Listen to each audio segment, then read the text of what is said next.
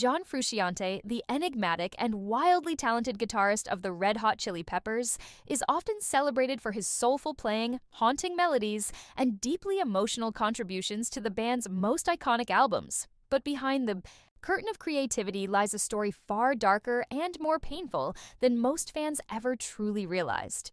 Frusciante's rise to fame was rapid and disorienting. He joined the Chili Peppers at just 18 years old, stepping into the limelight after the death of founding guitarist Hillel Slovak. At first, his passion for music and admiration for the band fueled his brilliance, helping craft masterpieces like Blood Sugar Sex Magik, where his guitar became the emotional core of their sound. But the sudden and overwhelming fame that followed clashed violently with his introspective, sensitive nature. Frusciante began to unravel beneath the weight of expectations, pressure, and the loss of artistic freedom.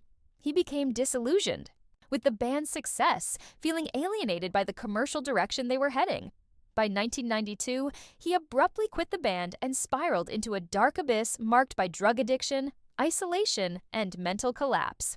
What followed were years of self-destruction that nearly cost him his life. Living in squalor, John retreated from the world, his once beautiful home in the Hollywood Hills decaying around him as his body and spirit broke down. He became addicted to heroin and cocaine, his physical health deteriorating so severely that he lost teeth, suffered from repeated infections, and was barely recognizable from the vibrant young musician he had once been. Music, once his sanctuary, turned into background noise as he fell deeper into addiction and despair. Friends feared for his life, and rumors of his death circulated more than once. But even in the darkness, there were flickers of hope. Occasional, musical experiments, raw recordings that captured the pain he was living through, and moments of clarity that hinted at a will to survive. With the help of close friends and a deep personal reckoning, Frusciante slowly began to recover. He entered rehab, underwent painful surgeries to repair the damage done by drug use, and began relearning how to live and create without destroying himself in the process. His return to the Chili Peppers in 1998 marked one of rock's most remarkable comebacks, culminating in the critically acclaimed album Californication, where his introspection and renewed spirit shone through every note. Yet, even after reclaiming his place in music, Frusciante continued to wrestle with his inner world. He left the band again in 2009 to focus on solo work, diving into experimental electronic music and isolating himself from fame once more. The darkness never fully left him.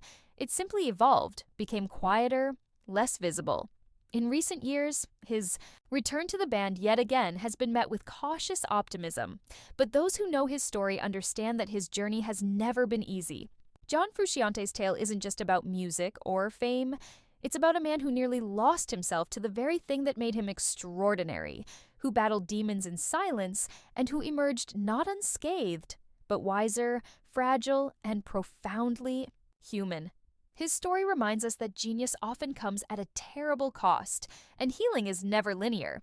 But even in brokenness, beauty can still rise.